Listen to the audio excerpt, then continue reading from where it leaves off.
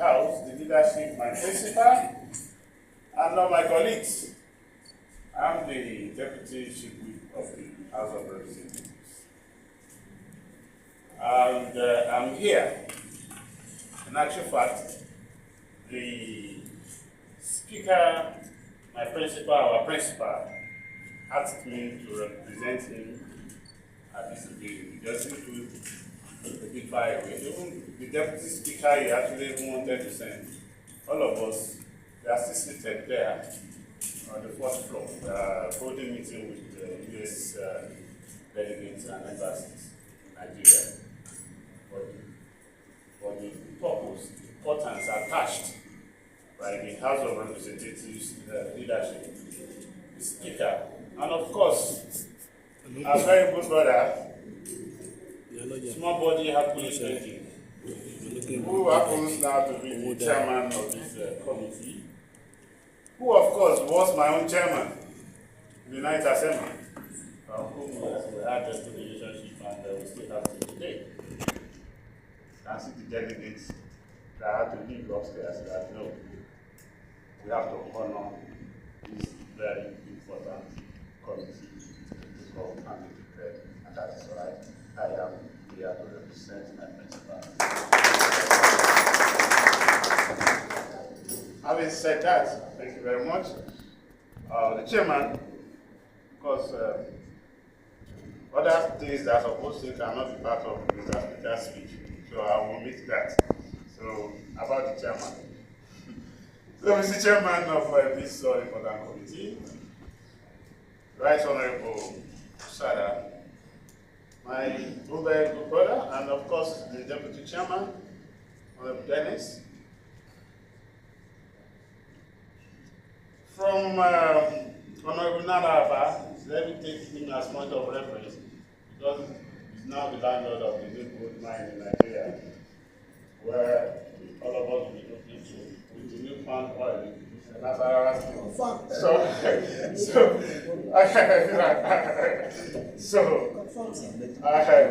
using him as a point of reference to all my wonderful, honorable distinguished colleagues, which I don't want to start mentioning you by name, so one after the other.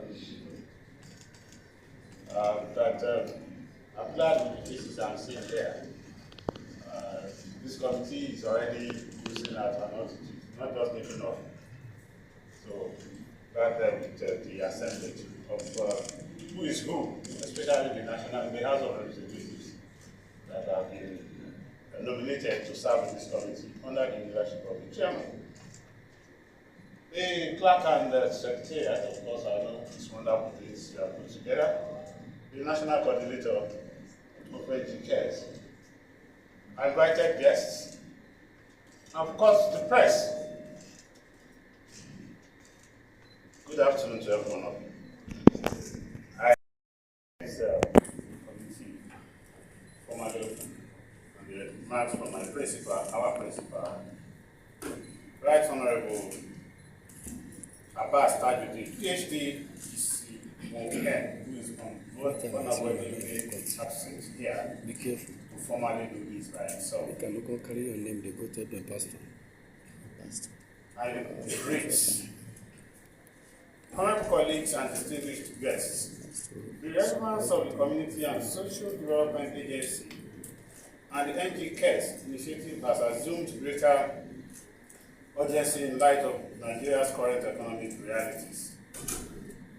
With inflation eroding household incomes and building social gaps, with the widening of social responsibilities across the board among our citizens, there is a pressing need for structured grassroots-driven mechanisms to deliver measurable poverty reduction and enhance economic self-reliance.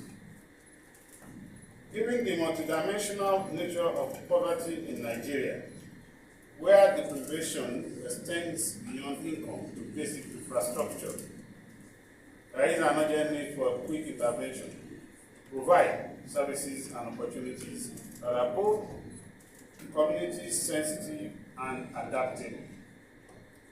That is the reason for the creation of this special committee.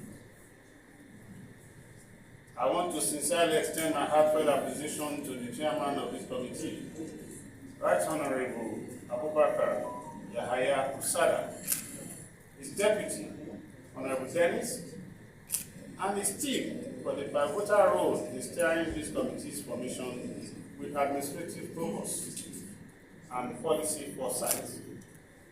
Equally, I recognize the presence and commitment of other colleagues whose individual capacities collectively shape the engine room of our legislative drive towards equitable development. Your involvement in this mission reflects a sense of legislative duty and a deeper alignment with the imperatives of social progression in vulnerable and often overlooked communities. Ladies and gentlemen, community and social development occupy a fundamental foundational place in the architecture of national advancement. They serve as primary conduits that should realize inclusive growth, distributive equity, and social cohesion. In a country as democratically diverse and economically stratified as Nigeria, the decentralization of development initiatives ensures that no region remains a peripheral participant in the nation's progress.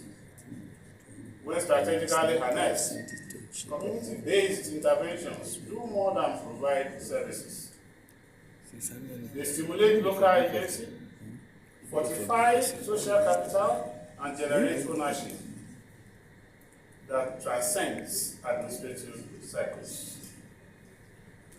The direct impact of poverty alleviation and that of the alleviation, access to education, healthcare penetration, and localized economic activity has been empirically affirmed in multiple national Bureau of Statistics surveys, reinforcing the need for sustained investment in this policy domain.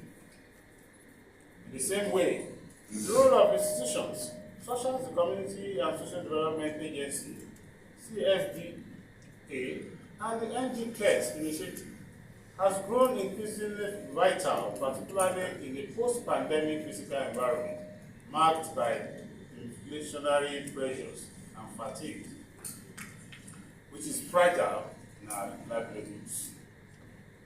NG CARES, supported by the World Bank, has already reached over 2 million Nigerians with livelihood grants, social transfers, and basic services. A feat that illustrates the efficacy of decentralized intervention in cushioning systematic shocks. Beyond immediate relief, such programmers function as quiet architects of democratic stability, especially in regions historically marginalized by state infrastructure. By enhancing service delivery in underserved communities on external aid and the anchor citizenship with the legitimacy of the state. The Committee on Community and Social Development Agency, NG CARES, occupies a critical legislative corridor in Nigeria's pursuit of equitable development. Its primary charge is to alleviate and make sure they evaluate, recommend, and periodically review policies and programs tailored to the socio-economic elevation of rural and peri-urban populations. Demographics that constitute nearly half of the nation's populace, with over 46% of Nigerians residing in rural areas.